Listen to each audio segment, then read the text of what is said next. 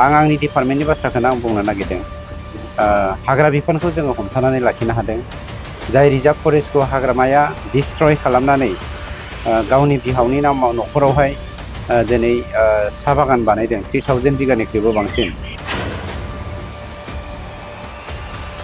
जाय reserve फरेस्टखौ destroy खालामनानै देरहासारा प्राय 13टा साहा बागान बानायदों, खिन्थु जनसाधारननि हानि जेंनाखौ दिनै फोजोबनानै होनो नागिराखै। हाग्रामाया दा माने मा होनो दै गुदुङाव गोदौबाय थानाय दै गुदुङाव माने गारस'नाय एम्बु बंग्ला बायदि जाबाय। गतिके बिथांनि साननाय हनाया मिनिंलेस जानानै फैदों।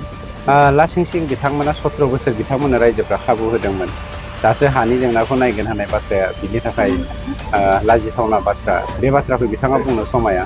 17 बोसोर रायजोफ्रा बिथांमोननो होदोंमोन, खिन्थु दिनै रावबो जाथि जनगोष्ठीनि जेंनाफोरखौ बिथांमोना फोजोबाखै।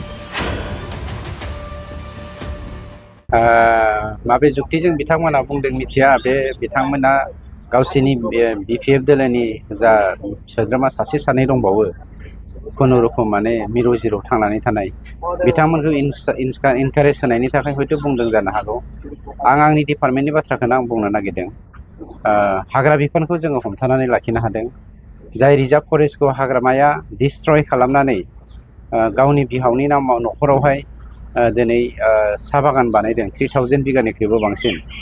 जाय रिजार्भ फरेस्टखौ डिस्ट्रय खालामनानै देरहासारा प्राय 13टा साहा बागान बानायदों, खिन्थु जनसाधारननि हानि जेंनाखौ दिनै फोजोबनानै होनो नागिराखै। जोंनि सरकारनि दिनाव 20,000निख्रुइबो बांसिन मानसिनो जोङो लेन्ड सेटेलमेन्ट होबाय, मियादि पाट्टा खालामना होबाय। 5,000निख्रुइबो बांसिन मानसिनो जोङो एलटमेन्ट होबाय।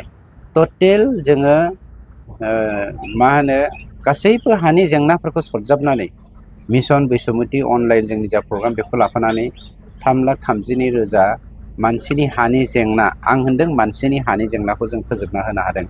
खिन्थु हाग्रामाया थांनाय 17 बोसोराव मात्र 1,623टा न'खरनि हानि जेंनाखौल' फोजोबदों।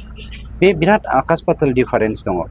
गतिके हाग्रामाया जेखियानो बुङाथो, हाग्रामाया दा माने मा होनो दै गुदुङाव गोदौबाय थानाय दै गुदुङाव माने गारस'नाय एम्बु बंग्ला बायदि जाबाय। गतिके बिथांनि साननाय हनाया मिनिंलेस जानानै फैदों। जनसाधारना गैला। 35 लाख मानसि भारतीय नागरिक, गुरखा, भोजपुरि, मा होनो आदिबासी, मुसलमान, बर', अना बर', जिखिनि धोरोमानो जायाथों दिनै बिकल्प रास्ता हिसाबै अल्टारनेटिभ वे हिसाबै UPPL दोलोखौ मानबगेन्द्र प्रमद बर'नि सिङावनो नुनायखाय दिनै रायजोफ्रा ज' जाजाय फैनानै जेखि दोलोनि मानसियानो जायाथों दिनै UPPL जयन जाफैगासिनो दं। सार, हाग्रामा महिलारि बिथाङा बुंबावदों दे गावसिनि BPF सरकाराव फैफिनोब्ला माने सिगांग्रो हानि जेंनाखौ नायगोन होननानै लासिंसिं बिथांमोना 17 बोसोर बिथांमोननो रायजोफ्रा खाबु होदोंमोन। दासो हानि जेंनाखौ नायगोन होननाय बाथ्राया बिनि थाखाय लाजिथावना बाथ्रा। बे बाथ्राखौ बिथाङा बुंनो समाया। 17 बोसोर रायजोफ्रा बिथांमोननो होदोंमोन, खिन्थु दिनै रावबो जाथि जनगोष्ठीनि जेंनाफोरखौ बिथांमोना फोजोबाखै। কোনো জাতি জনগোষ্ঠীক তেওঁলোকে সন্মান দিয়া নাছিলে। বড় অনাবড় পাৰ্থক্য আনি পেলাই আমাৰ মাজত যি মানে নৰক যন্ত্ৰণাক আমাক ভুগিবলৈ বাধ্য কৰাইছিল, ইয়াৰ পৰা সন্মানীয় শ্ৰী প্ৰমোদ বড়ো ডাঙৰীয়াৰ নেতৃত্বত আমি আজি মুক্ত হ'বলৈ সক্ষম হ'লোঁ। গতিকে জনসাধাৰণে বুজি পাইছে আমাৰ মাজত আপুনি বড়ো নে, আপুনি অসমীয়া নে, আপুনি ভোজপুৰী নে, আপুনি আদিবাসী নে, গোৰ্খা, পাৰ্থক্য নোহোৱা এটা সমাজ আমি কৰিবলৈ সক্ষম হৈছোঁ।